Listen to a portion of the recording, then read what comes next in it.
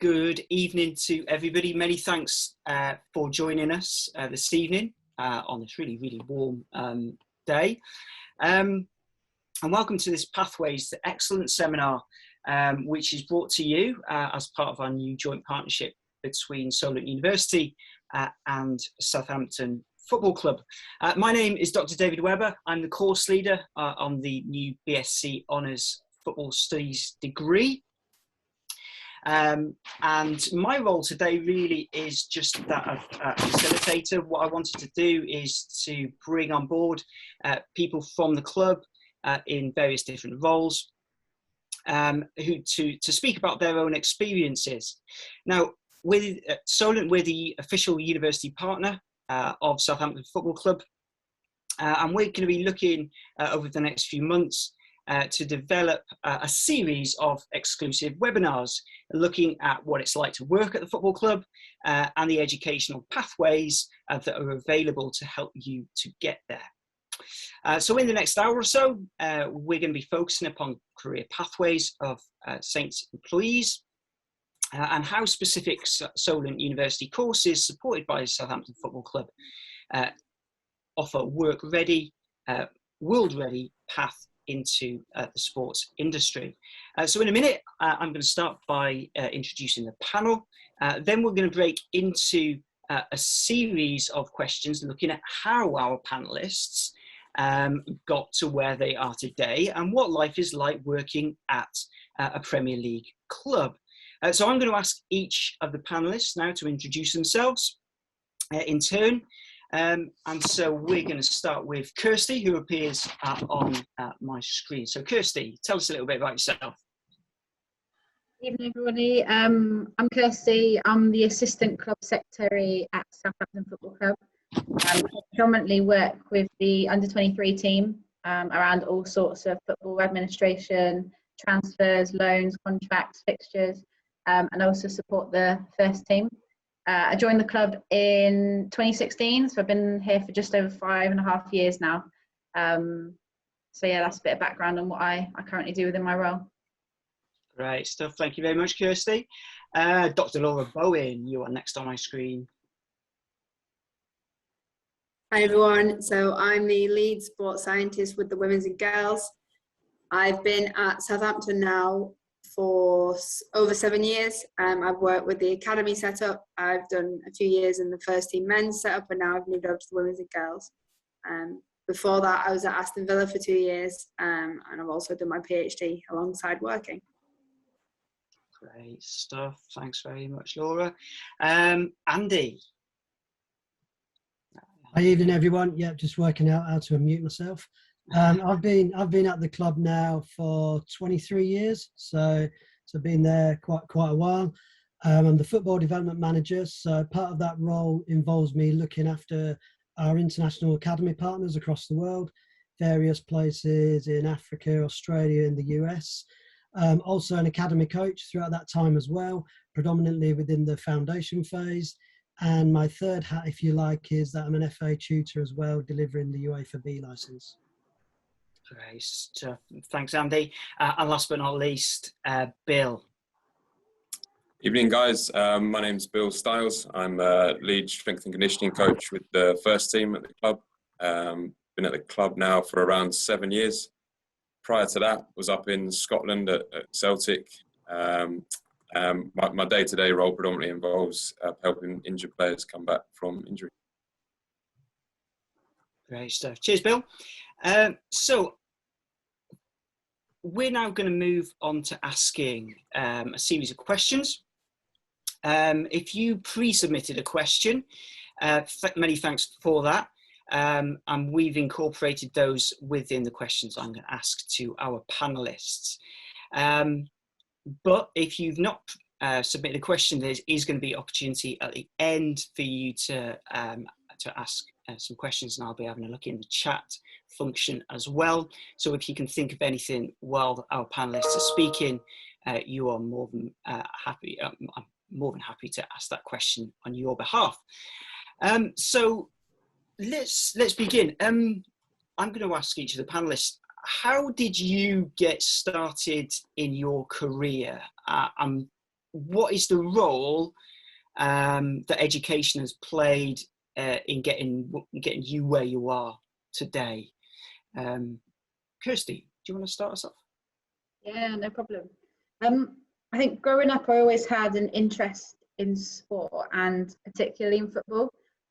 I mean, educationally, I didn't really know what route to take. So when I was at the point of choosing what I was going to do at college, I just decided to do a BTEC sport, just because I felt like it gave me a real mix of loads of different aspects of sport. Alongside that, I actually started volunteering at the time. So I did coaching, did a little bit of admin with my local club. And then through kind of my modules that I was doing at college, I realised that kind of the administration, organisation and operations side was the side of football that I really enjoyed. So from there, I then went on to university and studied a sports development degree. And I was able to shape my degree in terms of the modules that I was choosing to be very kind of sports administration, management, event-based. I think that really gave me a real good kind of foundation and platform that prepare to move into full-time work. And its aspects that, I mean, on a day-to-day basis, I'm doing administration, event-based stuff for fixtures and that, so it's really helped in terms of preparing me for taking on my full-time role. Nice one. So you really took your own interests and you took them to football rather than sort of the other way around, I guess. Yeah, I mean, I played growing up. I play for the women's team at the club now, so it's always been kind of a real passion of mine. I think growing up, I never really knew about the opportunities that were actually available to me in the game. But I mean, it probably wasn't until I actually got to university that I actually realised my kind of eyes were open to all these opportunities. Like, it wasn't just a case of you were a physio in, like, do you know what I mean, in football. So I think the opportunities I got through kind of college and uni really helped me in terms of shaping and really focusing and honing in on what I actually wanted to do and what my interests really were within the game. Great stuff. Laura, tell us a little bit about your journey. I guess not too dissimilar to Kirsty. Like, I always wanted to be in sport, but it didn't take very long for me to realise that it was never going to be as an athlete. So I'm not very coordinated or sporty, but I'm pretty nerdy. So I think I always wanted to be involved in something that was like improving performance. I got really into like the 1%, with like the Brailsford stuff and the cycling, and I was always really interested in how we can improve performance, and that's how I got into sports science. When I was doing my degree, I had the opportunity to do my dissertation, my third year dissertation at Aston Villa. So you had to apply for it and put your pitch forward, and I got that, and that was my real, I guess, foot in the door. And I just asked if I could do anything to help, any jobs that needed doing, and that's how I first got into football. Yeah. And then from there, once I finished my degree, I started doing a PhD, which Saints has been really good at supporting me through. So I've been able to combine my academic side and my practical side, I guess. Yeah, nerds are underrated within sport. Definitely, we need more nerds within sport. So when you talking about the PhD, because obviously that's perhaps not an obvious thing to do. Did you always set out, I want to do a PhD, or was it, or did you get to a point where you're like, there's an opportunity here to? Yeah, I think I really like having a project and a challenge, and I had a real interest in, because my foot in the door at my start was looking at load monitoring and GPS. That was the first role that I did. And then I had an opportunity to, like a PhD, you just get to study something that you're interested in and find out answers to questions that you're just curious about. Yeah. So I'm really lucky because everything that I researched and learned about, I got to put in place. And throughout the whole club, we still use the things that I found in my research now. So it was really nice to have both sides, like rather than, doing some research in a lab and publishing a paper and that was it. Like, I get to think about questions, find out answers, and then apply it to practice and hopefully make me a better sports scientist. So yeah, cool, good stuff. Bill, what about you? What about your journey to where you are today? Yeah, I guess it would be along pretty similar themes to what Kirsty and Laura have said already. Obviously, a big passion for sport in the first place. Really interested in kind of understanding what it is that sort of drove performance without really knowing exactly what that was.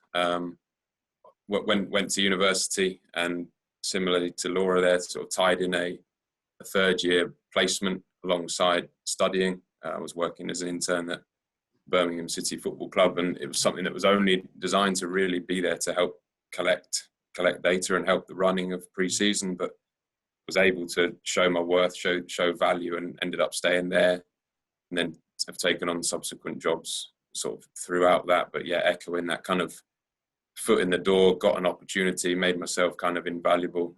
Yeah, I think that would be my big piece of advice on that, and just show passion and willingness and desire to be in that environment. Yeah, that certainly struck me, just as listening to all three of you, that there's this kind of willingness and preparedness to do anything that it takes, and like you say there, Bill, to make yourself invaluable. At a given club, it might not be that club where you want to end up working, but it's just getting that foot in the door.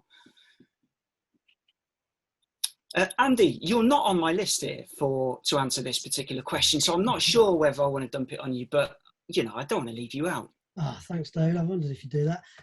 So mine slightly different. Obviously, I'm much older than the three guys. So when I was at school, we didn't have the opportunities, even like GCSE, PE, and that. It was just O levels, if you can remember that far back. So for me, my education from the coaching was through the coach education department. So pretty much like everybody, loved the game, thought I was a much better player. It's definitely underrated.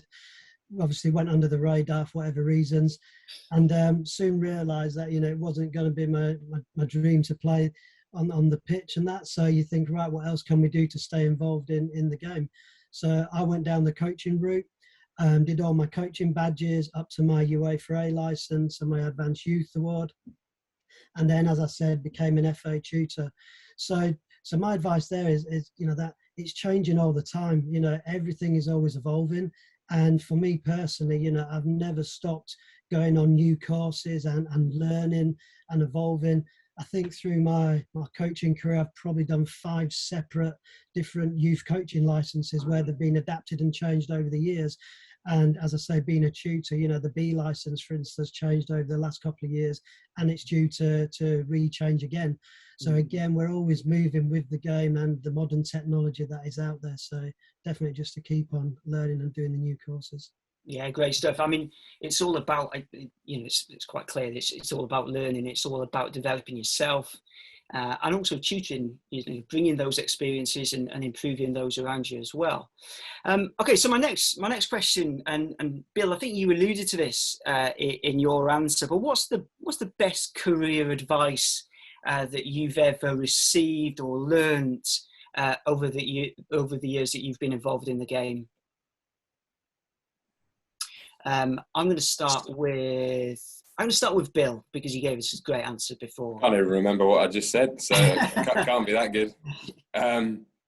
No, on that, it would be something to echo what we've kind of said already, is just come in with that willingness to learn and understand that there's not always one way of doing things, and be prepared to have your sort of mindset or viewpoint change, and just listen and learn and pick up on what other people's knowledge and experiences can add to what you already know. Yeah. That's some great advice. Laura, what about you? What's the best advice that you've ever been given? I got quite a lot of good advice, and Bill used to be my boss, and he's given me quite a lot of good life and career advice, I think, over the last few years. But I think one of the big things for me, and I think is quite important when you work in sport, and definitely in football, is about making sure your cup's not full, and making sure you don't have too much on your plate, because it gets to a point where you can't take any more in, and you can't be the best that you can be. So working out where you can have the biggest impact, and prioritising what you do and how you spend your time, so you can be the very best at that, rather than trying to do everything and take everything on. I think that's probably helped me best in being better at my job. It's just working out what's most important, focusing on that, and anything else you've got time for afterwards is a bonus. I really, really should take that advice more on board. I'm going to write that one down. For me, it's been recorded anyway, so I'll kind of press pause on that one. Kirsty, what's the best advice that you've ever had? I probably need to take some of that advice from Yeah. Laura as well, I think. I mean, probably growing up, and probably especially when I was like the same age as these guys, just the value of gaining kind of real experience. Someone said to me once when I was at college that thousands of students all graduate the same course as I do, the same degree, but when my dream job comes up, like what's going to put me above all others so I actually got the opportunity to get it. Kind of that stuck with me a lot going through university. And I mean, I was really fortunate that when I was at uni, I had the opportunity to do placements as part of my course, but just making sure I also did that extra stuff, whether it's at the weekend, like volunteering, just to make sure that when your dream job does come up, you're in a real solid position to put yourself above others to get it. Yeah, that's terrific advice. Andy? Yeah, just what Kirsty said there, you know, that's spot on. That experience is huge. And I always say, you know, like back in the day when I first started, you know, you gave up a lot of hours. And I look on all the courses that I've done throughout my coaching career, and some of the best advice and the best lessons I learned was when I gave up a whole year voluntary, and I worked alongside Steve Wigley, who was at Southampton Football Club there. He was the Resi's manager and also working with the youth system as well. Yeah.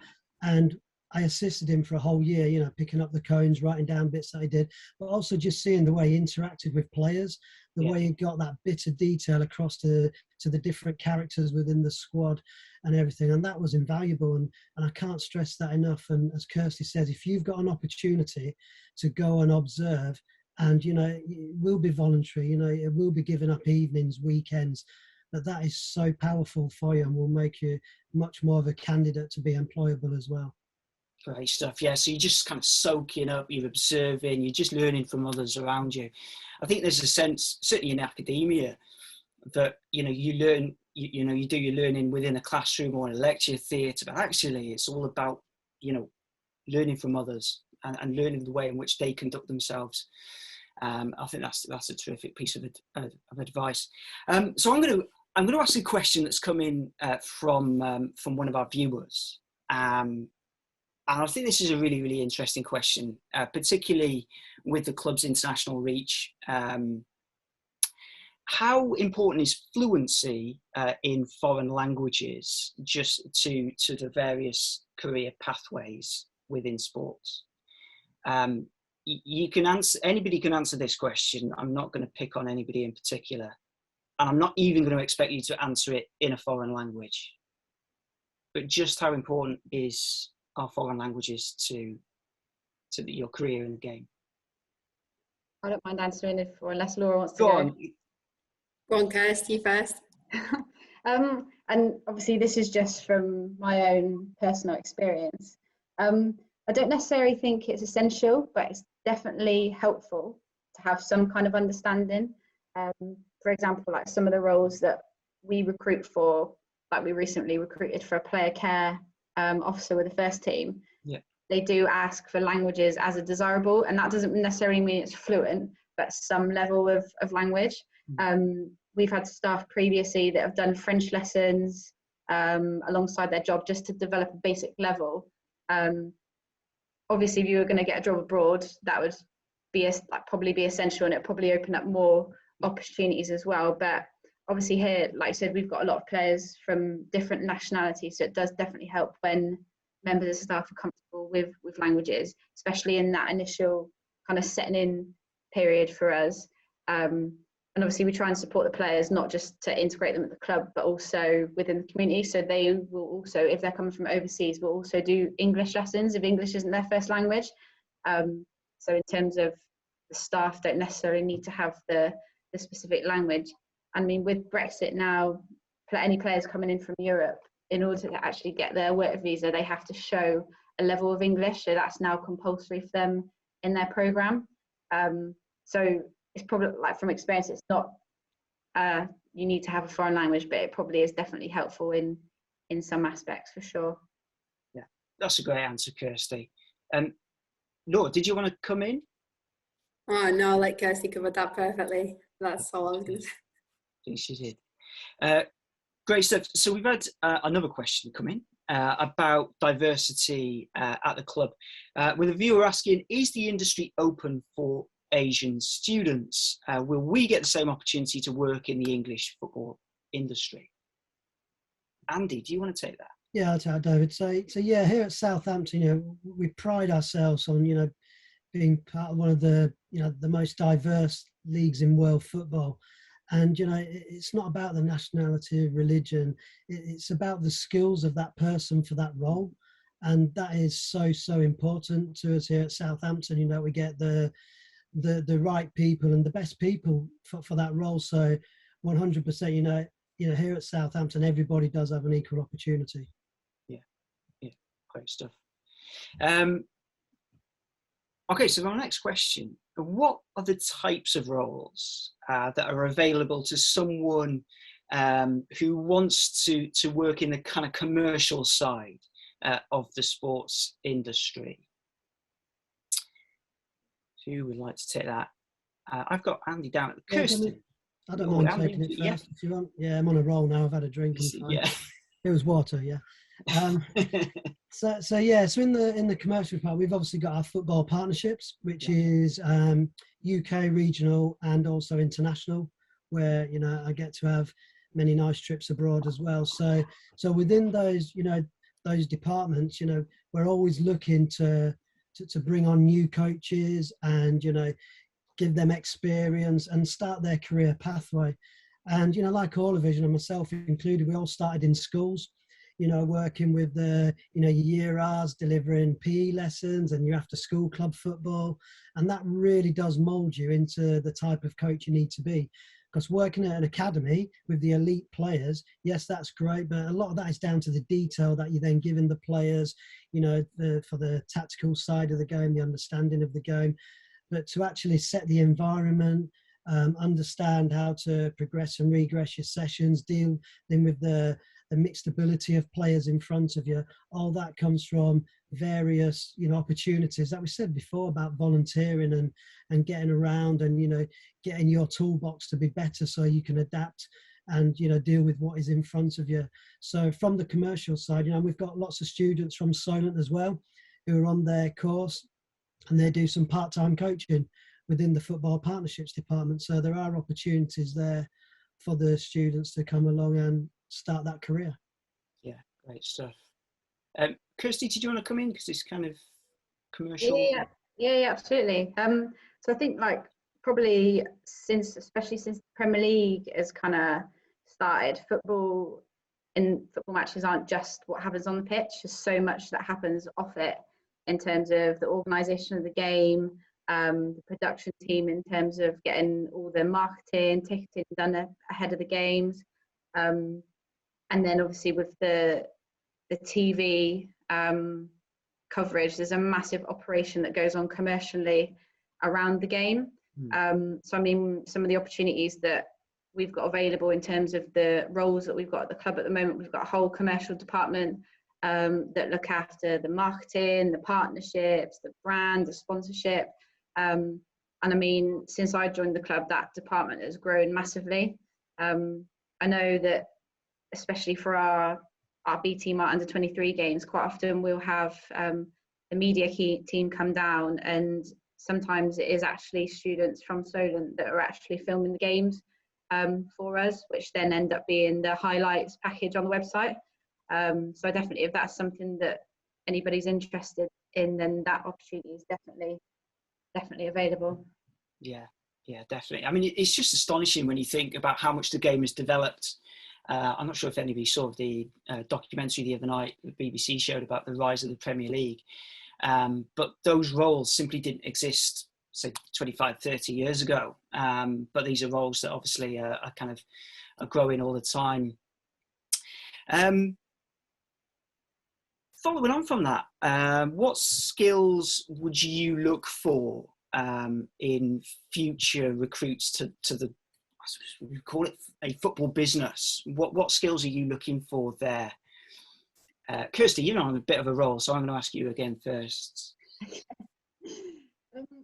I obviously we've spoken quite a lot about kind of the experience side of things. So obviously the knowledge and experience of the role is kind of key in our recruitment process. I think what's kind of unique about us is that alongside that we actually put quite a big influence on the softer skills. Yeah. So I guess like I spoke about before, we want to get the best person as well as kind of the best analyst or the best physio or the best coach. So for example, a lot of our kind of interview processes are based around our club values. So we want to kind of actively encourage future recruits to be able to kind of demonstrate that they fit those values. Obviously a lot of it can be from transferable skills so it doesn't necessarily have to be examples that are specific to the role. But yeah, we do look for kind of those kind of softer skills as well as the actual experience and kind of knowledge as well. Yeah, great stuff. Laura, what sort of skills are you looking for future recruits? I think probably similar to what Kirsty just said. In general, you can always teach technical skills, but you can't teach like personal attributes. So I think that's probably the thing we would look for the most, which is like a drive to learn, like being proactive, and then an enthusiasm. It's, you know, like it's not lie. Everyone knows if you work in football, it's a lot of hours. It's a big commitment. You've got to love it. Like you've got to come into work every day and be like, what I do is pretty cool. Otherwise, you know, like it's a big time commitment. So it has to be something that you really love and not just be clocking in and clocking out each day, I guess. And then I think trust is a big thing. I'm quite big on this. Like it's really easy to trust someone if they're in the room with you all the time, because you actually, you know, it's more like control than trust. It's, can you trust people to get on with their jobs, to be working towards their goals when you can't see them, when they're outside the room? It's a bit like the iceberg analogy, or, you know, what you don't see. Are we all working towards the same goals? And I think that's the sort of thing we look for here at Saints. Yeah, I mean, we're going to talk a little bit more about those values in a moment, but I think you've hit on something that's really, really important about trust and building those personal relationships around that trust that you have with those that you work with and those that you're working for as well. Bill, did you want to add anything to this? No, I mean, there's not a whole lot more to add, really. I think the girls have nailed it. Really, you want to work with people you can trust for sure, and it's an expectation that you're going to have to work hard to be in this environment, to stay in this environment. But it's also, I think, the people that stay in and do well beyond just a placement year, or are those ones that can deal with that sort of the knockbacks. It's not all plain sailing. Not every day goes as well as you want it to, or every conversation or every meeting or every program you write. So it's those people that are a bit more resilient and can bounce back from that, and just more and more so people that can walk the walk and not just talk the talk. There's so much out there on social media, on Twitter, on Instagram about what you could do or what you should do, but what do you actually do? And yeah, I think that those are the values that we particularly look to see and that you'll find in people that have been here a long time and successful in their jobs. Yeah, I think that's a really great point, Bill. I think especially around this idea of resilience and hard work. It is a really demanding industry, I would imagine. You know, we're kind of on the side of sort of teaching the industry, but what we want to instill is these kind of values of hard work and resilience, certainly in our graduates. And an awful lot of our students, they do come to us with those values, and it's hardly surprising then that those are the students who go on to succeed within the game. I want us to sort of break this down a little bit, and for you, each of you really to talk about your, I suppose there isn't a typical day, but as far as is possible, could you talk us through a typical day working at the club? Andy, we'll start with you. What's a typical day for you? Yeah, so it's like you said, the days are so variable, which is great, because somebody like myself who struggles to sit still and stay focused, it helps. So where I've got 3 hats, I'm very lucky. So I have my international job, which is really good. So that could be anything what our international academy partners are needing from us, from support. So it could be that they need help with the curriculum. There may be a part of the curriculum that's not quite working in their environment, so we help them through that. It could be helping them to design some sessions, dealing with individual development plans that they've set for their own players, whatever that may look like. So we're there to support them through that. We're also there from a commercial side as well to gain new partners. So again, that's making sure we're engaging with people, and that could be through social media where people have shown an interest, and then we're explaining what we can do here at Southampton to support their own club and their own players and how that will benefit them. And then there's obviously lots of CPD that we're doing. So for an example, next week we're running a project called Grow Your Game with the grassroots coaching community. So we're at Stoneham next Monday delivering that for there's 700 coaches already signed up. So we're there delivering some CPD around setting the environment for young players. So again, my day is so different. So I'm very lucky within there. So it's not a 9-to-5 job as everybody on the panel said. Unfortunately, you don't clock off at 5, but we're very lucky to be in. And as I say, I'm very lucky that every day is so different. Yeah. I was going to say, because it must keep you just on your toes, and it's, it's hugely varied, but also really challenging in that. No, definitely. Yeah, I mean, I'm going to sort of spring this question on you because obviously, the pandemic will have changed an awful lot of what you can do and what you can't do now. How have you sort of responded to that? I can put a background on Zoom now, David. I've got really good on it now. So well, you're doing better than me. I'm doing all right. So there we go. But no, that has really pushed us on in another avenue, if that makes sense. So we had well, it's the Academy Performance Plan, basically what we supplied to the international partners. But what we've done now is our remote support is so much better now than what we were doing before, if I'm totally honest. We've now put together a e-learning coach education that's delivered through one of our platforms that we use here in the Academy, and that's been really good to support coaches. So even though they're thousands and thousands of miles away, they feel part of us. That interaction is so much more, like as you say before, it might be a message, it might be pick up the phone, but now it's a Zoom, a Teams call. It's more interactive. When you're doing your calls now as well, especially through the coach education, we've got our breakout rooms, we've got the whiteboards that we're using on there. There's so many different tools that we've now got in our toolbox to make us better at engaging remotely, and that's been massive for us, if I'm being totally honest. Brilliant, that's great stuff. Bill, talk us through your typical day, if such a thing exists. Yeah, I mean, such a thing probably doesn't exist, but I'll give it a good go. Most days start with a meeting. Nearly all days will start with one of them. We're good at the club in terms of coming together as a big team with all the various elements that the departments that support the team, planning out and mapping out what the day is going to look like.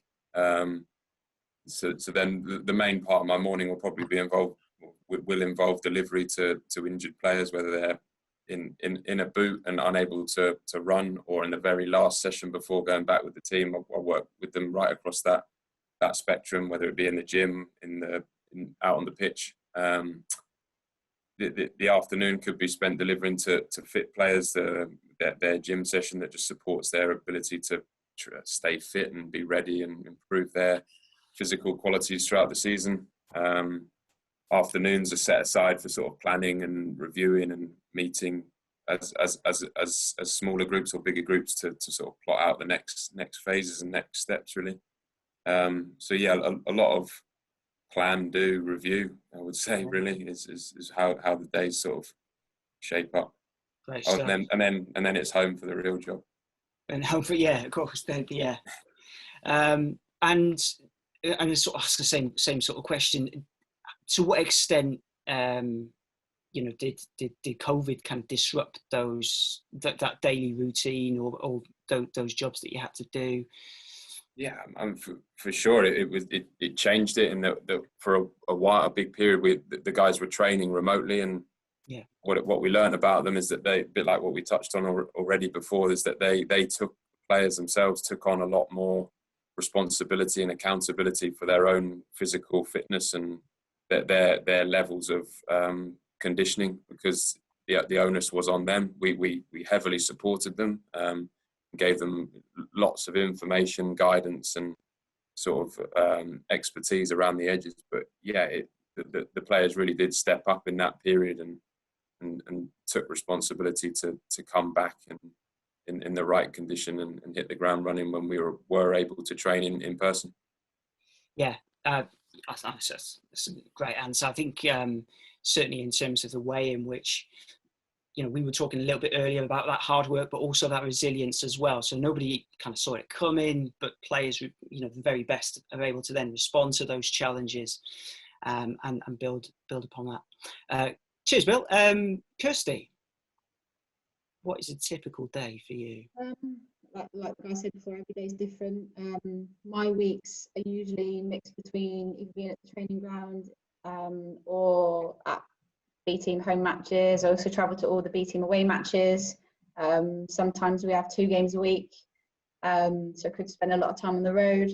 But if I'm at the training ground, I usually kind of try and get in at about 8:15, 8:30. I try and prepare my kind of to-do list the day before, so I already know as soon as I get in exactly what I've got to do that day. So I usually start off by just like checking in with any staff. Like Bill, I always kind of have at least 1 or 2 meetings a day. Throughout the day I get a lot of emails. There's a lot of stuff to communicate to various departments across the club regarding fixtures and players, not just the football side but the operation commercial side as well. I do aim to leave by about 5:30. That very rarely happens, just because I usually get a phone call just before I'm about to leave or something. But I usually do have to kind of work during the evenings or at the weekend, depending on what point in the season we're in. For example, the transfer windows just closed, so a lot of weekends were spent either with player loans or transfers coming in or going out. So at times we do have to be kind of quite reactive to things that might pop up quite last minute. But yeah, hopefully that sums up a little bit about what my day looks like. Brilliant. Thanks, Laura. Obviously some loads and loads of miles. I mean, you must know service stations from right up and down the country, right? I think it just sounds like a really, really demanding day. Really demanding. Yeah, it is difficult, and I mean, probably just to add, since COVID, it's made it a little bit tougher as well, just in terms of like the travel and stuff. So yeah, it's tiring at times. Great stuff. Laura, tell us about your day. I guess mine's not that dissimilar from Bill's, except my days are flip reverse. So at the moment, the women's and girls setup is part-time, so we train in the evenings. So my evenings are my mornings, which honestly, like, I'm going to highlight is one of the most important parts of my day, because I have to get that balance. That's when I have my life, in the morning. So I treat it like an evening, put film on. And then I go into work about 12-ish, 1 o'clock. We have training and planning meetings for the day. What's really, for me anyway, what's really exciting about the women's and girls setup is that the aim is to move through the tiers. So it's a bit different than the other squads. You're not just preparing to win at the weekend or to win this season, or but to prepare the players to play in the league above and in the league above that, and help them transition from part-time athletes to full-time professional athletes. So a lot of my time is planning and preparing long-term. And then the girls, so me and Kirsty are starting training at 6 o'clock tonight. Well, Kirsty's going to train. I'm going to tell her how much she has to run. And we do that 3 nights a week. 6 o'clock tonight. We won't keep you that long. It's a tight schedule we've got to fit here. Yeah.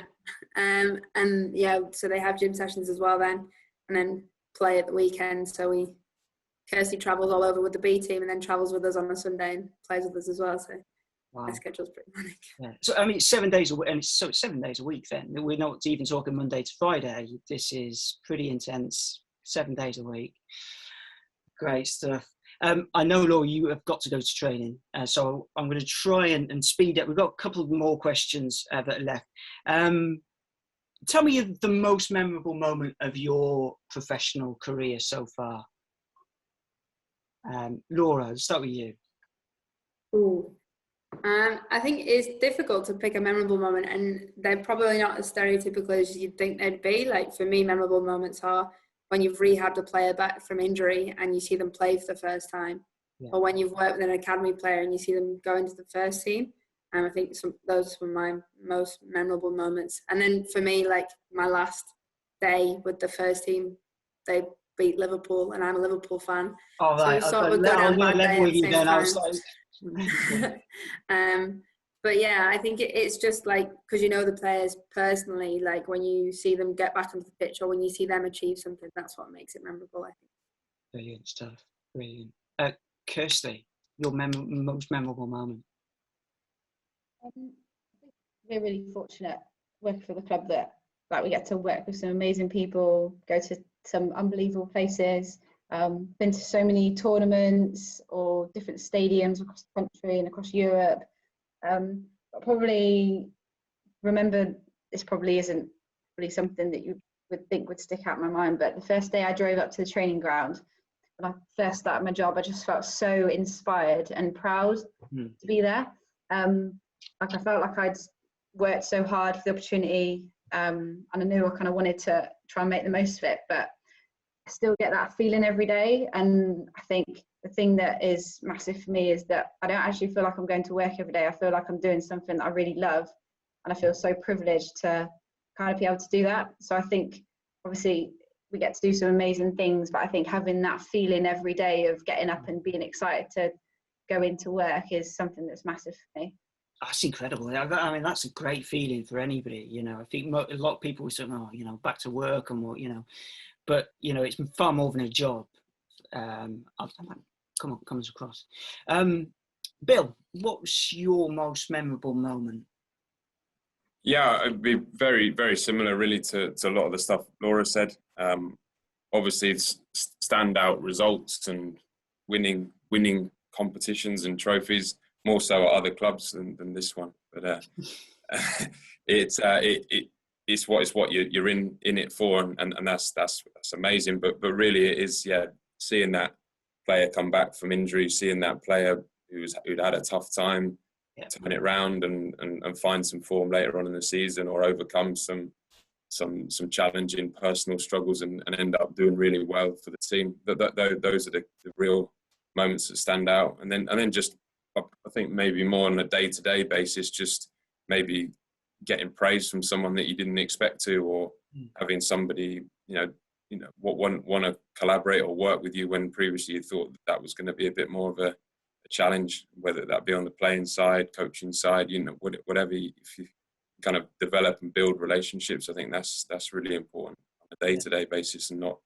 always chasing those big moments or big victories, or that day that they came back from injury, because those things don't happen that often. Yeah. I mean, what's certainly striking is, like, listening to all three of you, I'll come to you in a minute, Andy, is just how important, we talked a little bit earlier about trust, but also those personal relationships within the game, and the importance of respect within the game. It's quite clear from listening to each of you just how well respected you are within the game, and how clearly important that's been to your own personal development, and how then you transmitted that to others. That's just my observation. Andy, what's your own personal achievement? Yeah, like I said, very, very similar. You know, it's part of our coaching philosophy is player-centered, and I think that is coming across tonight, is that, you know, we do care about the players, and to see those players go on that journey and then get that professional contract, make their debut on the pitch, that's what we're here for, you know. But not only producing players, but good people.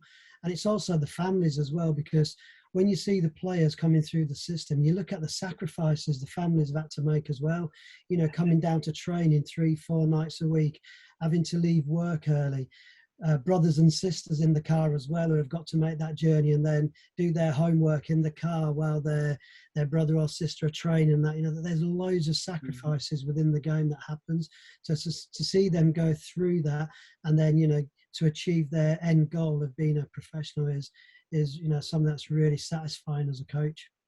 Great stuff. Laura, I know you've got to shoot off the call. Do you have to shoot off straight away?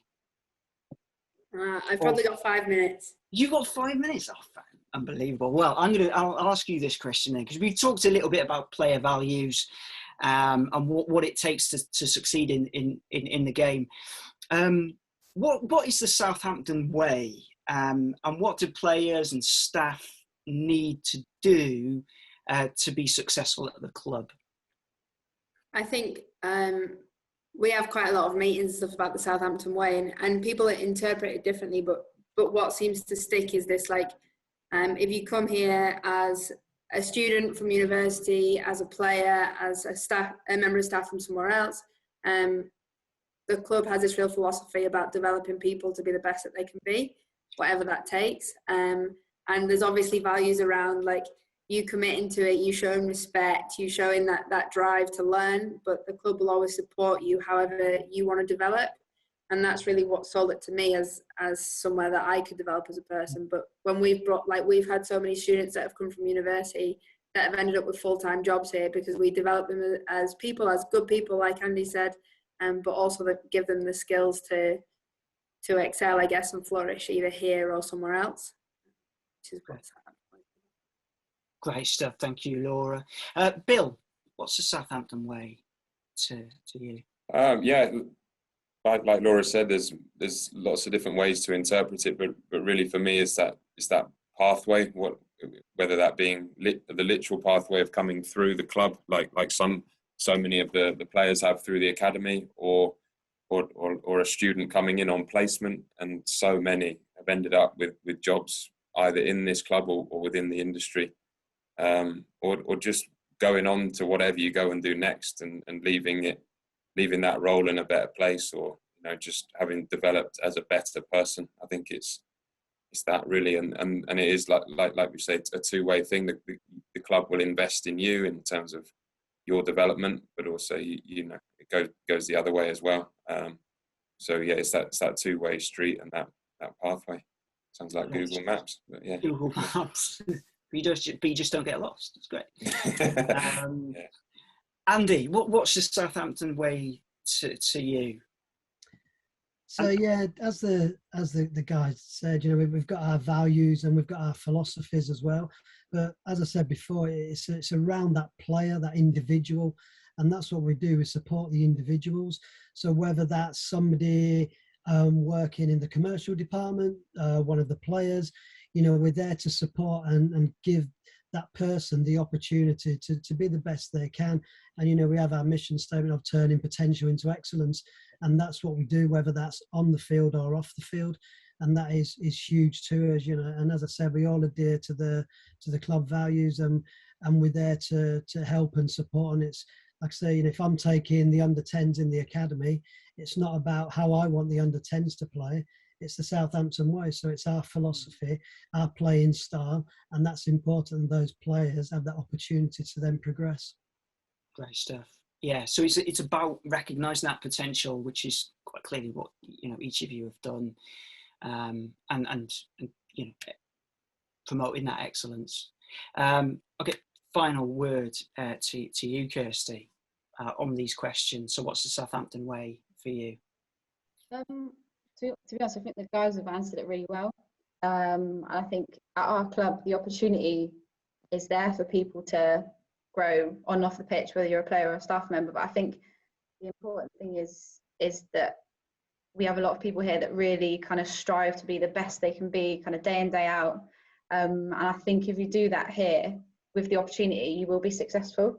And I always think it's no coincidence that players at our club, like Annie said, have gone through the academy and progressed on to be top Premier League players.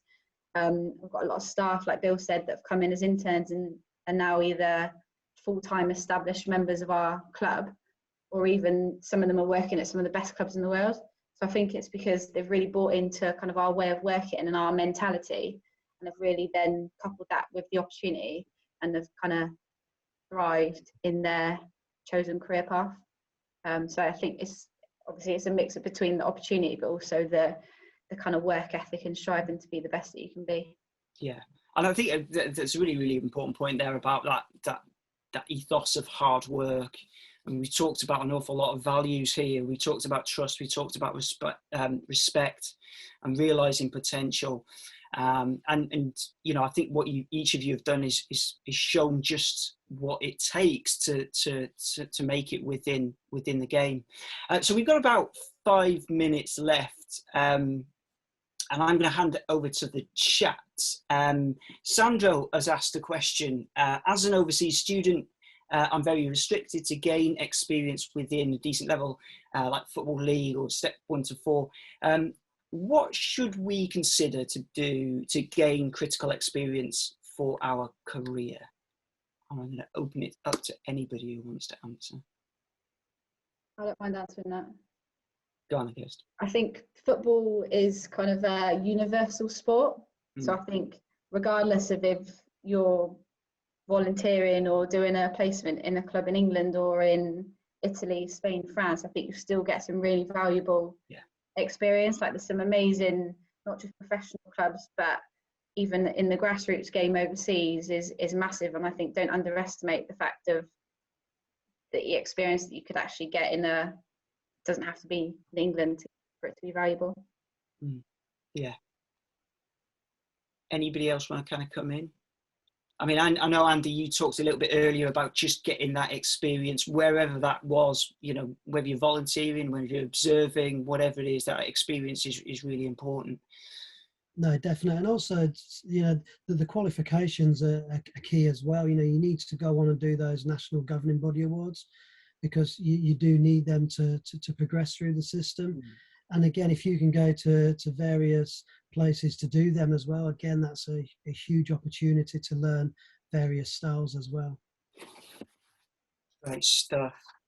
So the questions are flying in. Kieran asks, is there pathways to go into football through Solent University? I'm going to use chair's privilege and say yes, there is. So we've just revalidated a new BSc Honours Football Studies degree. And this, it builds really upon around 20 years worth of experience we've got as a university in providing football-based education. And that looks to capture quite holistically really different dimensions within the game. So it looks at the socio-cultural aspects of the sport, which is what I teach on, but it also obviously teaches and educates on the coaching side as well as psychology and football development. And the great thing is, obviously, we've now got partnered up with Southampton Football Club, who are going to be supporting us in delivering those degrees. And so that creates an even bigger pathway for our students to enter into the football industry. Does anybody want to add to that? Just going to say that, David, obviously I'll be part of that team that's going to be coming in and, you know, working alongside the students with their coach education as well. So now the staff here at the club are really looking forward to coming over and working. Looking forward to. It means I just have to teach less. It's great. So how can Southampton Football Club, this is a question from Robbie H. Thanks, Robbie. How can Southampton Football Club help me personally as a student whilst at Solent University? Do you want me to take that one? Yeah, please, Kirsty. Probably, obviously, Andy, the stuff that Andy just spoke about in terms of the actual support and delivery that he'll be doing as part of the partnership. I also think keep an eye out. We have internships every single season from sports science analysis to the academy operations team. So I mean, there's always kind of opportunity for students to apply to actively take on one of those as part of your placement year within your course. So I definitely think there's loads of opportunity. It's just keeping an eye out and really grasping it when the opportunity arises. Yeah, I mean, Bill, we had a chat last week around the importance around placements and what we've done with the new degree is to embed a placement year into that. So anybody now coming onto the course has got that opportunity to go off and work into industry. Tell us about your own experiences while you were a student. Yeah, so mine was slightly different in that I did my third year alongside a degree, whereas a lot more of the universities now, and particularly Solent, offer the one way you can take a year out, a placement year. And I really like the concept of it, really. I've worked with so many guys on placement that have then gone back to university, and they go back, that following year with a real focus and a clarity and a real sort of understanding of what it is I want to go and achieve and what I want to get out of this last year. Sort of the year on placement sort of sharpens that focus in on, right, I'm really interested on this, and I'm going to go out and look for more stuff around it. I've had some real life experience of that. I've had people show me where to find out more information on this. I think just taking that little pause in your studies, getting some real world, real life experience, and then going back in, I think it's a fantastic opportunity and way of going about it, really. Great stuff. Great stuff. Well, many thanks to everybody. Unfortunately, we've run out of time. I know there's a few questions that are left in the chat that we've not been able to answer. But many thanks again to our panelists and for their thoughts today. And hopefully this is going to be the first of a number of webinars where panelists from the club and from the university are going to talk through their own experiences of working within the game. If you've missed any part of this recording, it will be available on the Solent YouTube channel soon after, in a few minutes' time. But many thanks for everybody for joining us on this call today. If you've got any questions about the football degree itself, you can email me directly at david.webber@solent.ac.uk. I'm more than happy to field any questions, and I'm more than happy to put you in touch with anybody in the club as well who might be able to answer your question better than I can. But enjoy your evening, everybody, and hopefully we shall see you all very soon. Thanks very much.